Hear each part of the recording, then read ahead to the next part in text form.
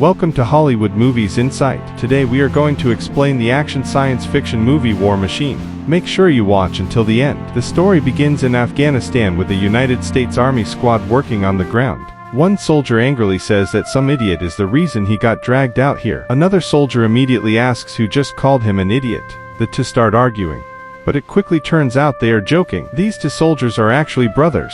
While fixing a truck, the older brother starts explaining the first law of thermodynamics to the younger one. He says energy cannot be created or destroyed, so it has to go somewhere. When people fill the trucks with stop leak, the vents get blocked, the heat cannot escape, pressure builds up, and eventually the radiator explodes. The younger brother says they should not even be doing this job, and that they should be on the front lines. He also mentions the Ranger Assessment and Selection Program, whose intake starts in June, but the older brother says Rangers are extremely tough and he is already too old for that.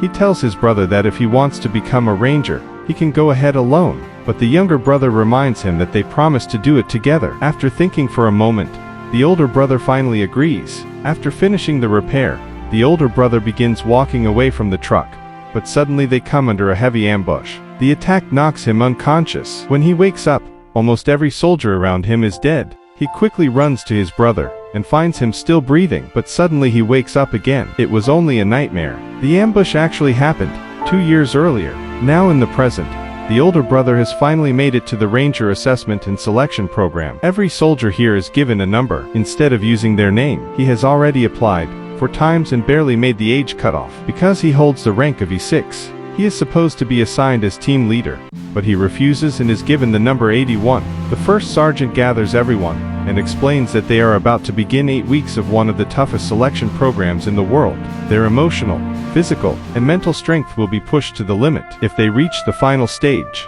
they will face a 24-hour simulated mission known as the Death March, which is completed by crossing the finish line. Anyone who succeeds will become eligible for one of the most respected regiments in the United States Army. Over the next few weeks, the soldiers go through intense training, and every week some candidates are sent home. During exercises they carry rifles loaded with blank rounds. Out of everyone, Soldier 81 performs the best, but he keeps to himself. He eats alone and rarely talks to anyone. In hand-to-hand combat training he defeats every opponent. One day an officer asks the group, who among them has actually been deployed in real combat. When 81 begins talking about his deployment, the atmosphere changes. The other soldiers start mentioning the Taliban ambush that destroyed his squad and say they heard he received a silver star. At the same time, a television nearby is showing a news report that scientists at NASA have detected a massive interstellar object believed to have come from outside our solar system, and it is expected to pass near Earth. The soldiers continue talking about 81 and mention that he carried his injured brother a long distance back toward base during that ambush. He still has scars on his knee from the attack. Late one night, soldier number 7 catches him secretly taking pills. The next day 7 also notices the tattoo on 81 that reads DFQ and believes he understands what it stands for. During another combat training exercise, memories of the Afghanistan ambush start flashing through 81's mind again, and the trauma continues to haunt him. Eventually the candidates reach the final week of training. During an underwater exercise, where they walk along the bottom of a pool carrying weights, the memory hits him again. He remembers dragging his brother across his shoulders with a badly injured leg. The pressure becomes too much and 81 loses consciousness in the pool. The instructors quickly pull him out, clear the water from his lungs, and revive him. Soon the sergeant major calls 81 into his office and tells him they recommend he retire from the course. 81 asks why, because he has not failed a single event. The sergeant major explains that the problem is not his physical ability but his mental condition. He does not sleep, he does not bond with the other candidates, and he avoids leadership roles. His record also shows that on the same morning, he was discharged after the ambush. He applied for the Ranger program, and has been applying again and again ever since. 81 says that all he needs to do is cross the finish line. The sergeant major admits he is one of the most capable candidates he has ever seen, but still suggests he leave the program on his own. 81 refuses to quit, and they do not remove him either. Soon the candidates reach their final test. During the last mission briefing they are told that their rifles have blank firing adapters so they cannot fire real bullets. Their squad will carry a single very high-frequency radio to send situation reports. For this mission, 81 is assigned as the team leader instead of 7. The officers make it clear that if he wants to become a Ranger, he must lead. Soon helicopters drop the candidates deep into a jungle. According to the mission briefing, they are now in enemy territory. Their objective is to locate a crashed helicopter, destroy it, then enter a hostile village, rescue a kidnapped pilot, and bring him back. After hearing the plan, 81 tells the team only one thing. They have 23 hours and 59 minutes to cross the finish line. The others quietly wonder what kind of speech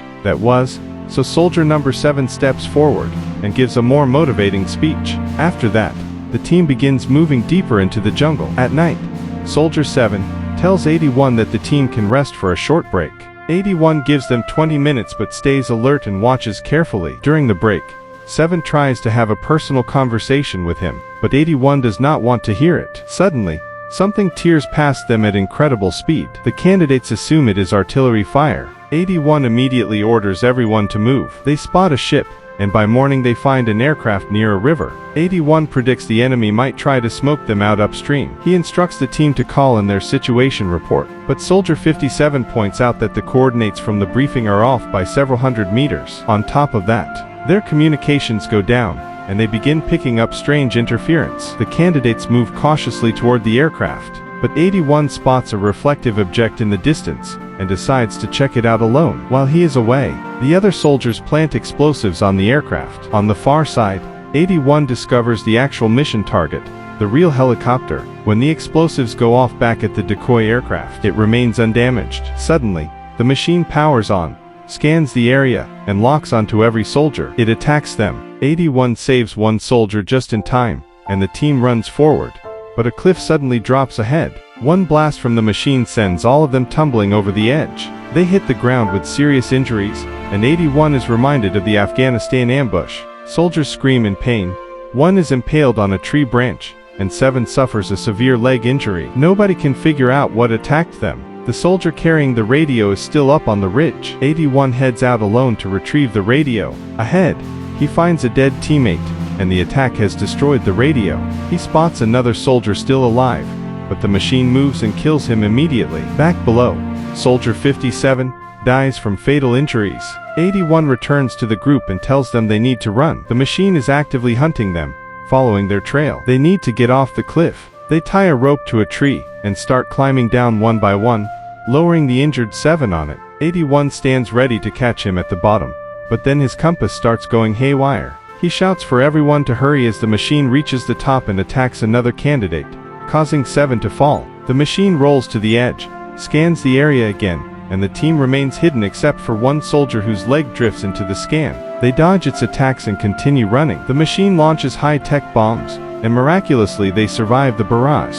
The team pauses to catch their breath, and begins discussing the situation. They wonder if the machine could be from Russia or China. 81 sees the blood on 7 and freezes. 7 reassures him, saying, "It's fine. I've got this." 81 asks for morphine, but the vials were shattered in the fall. 7 screams for him to just do it. 81 forcibly realigns 7's dislocated bone, and wraps it tightly. 7 passes out from the pain. 81 confirms that 57 was right.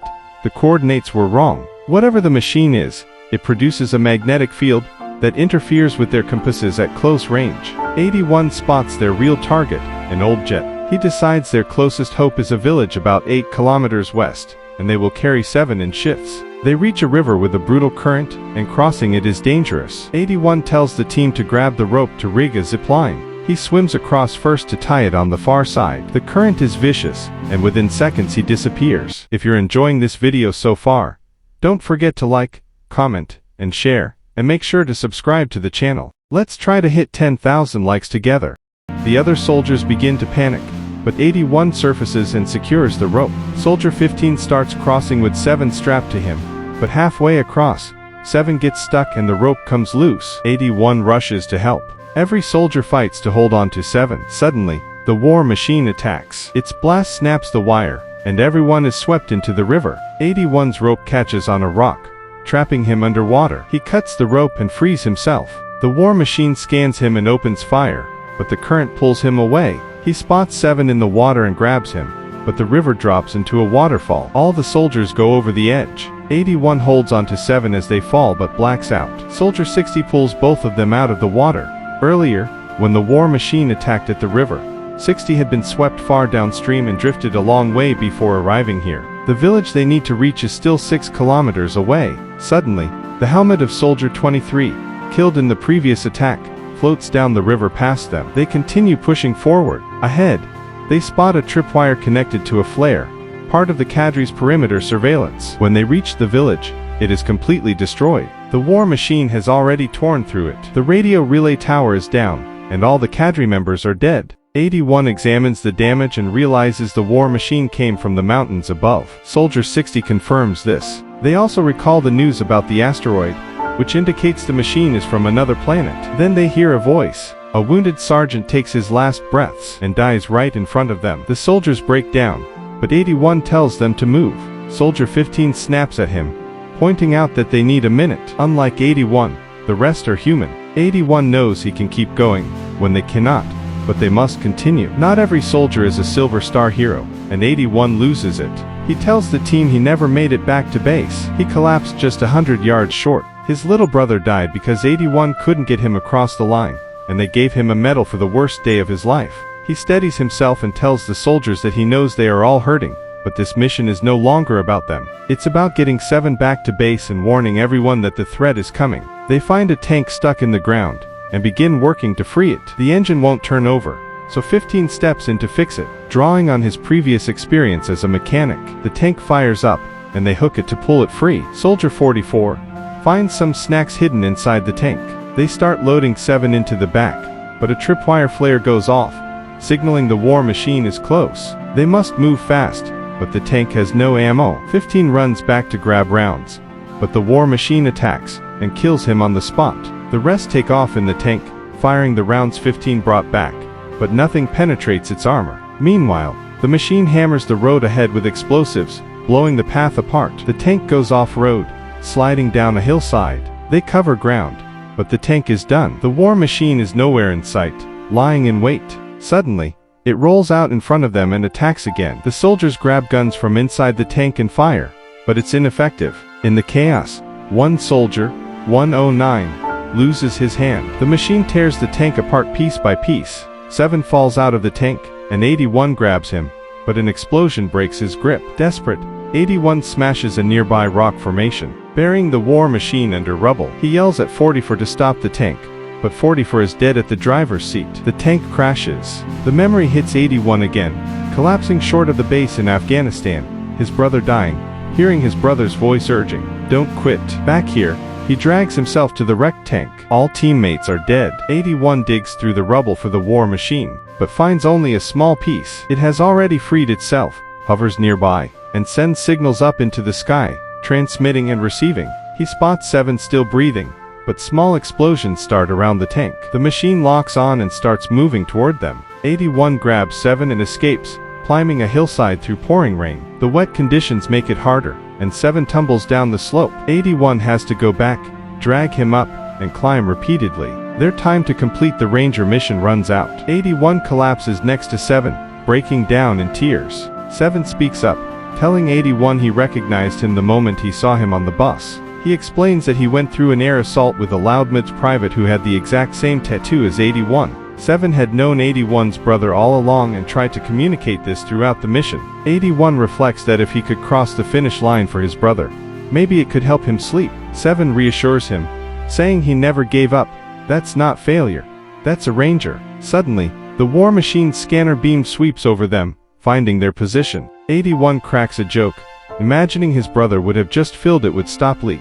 He notices steam venting from the machine, and an idea strikes him. He leaves 7 hidden, and heads to a nearby private quarry. Inside, he finds a crane, explosives, and a flare gun. He turns on all the lights, locates the cone crusher, and finds the remote to operate it. The war machine follows 81's footprints, scanning and tracking him. He fires the flare himself, drawing the machine toward the quarry and away from 7. The war machine reaches the quarry and scans the area, but the planted explosives go off and drop it into the pit. 81 climbs the crane, ramming the war machine onto the cone crusher. Rocks grind into its vents. The machine fights back, pushing the crane away and launching attacks, but 81 guns the crane and slams it back down onto the cone crusher. They pack its vents completely shut with stop leak, trapping heat inside. 81 jumps off the crane and the war machine explodes. It tries one last shot but fails. Explosive rounds scatter across the ground. 81 runs, and a massive blast tears through the area. The next morning,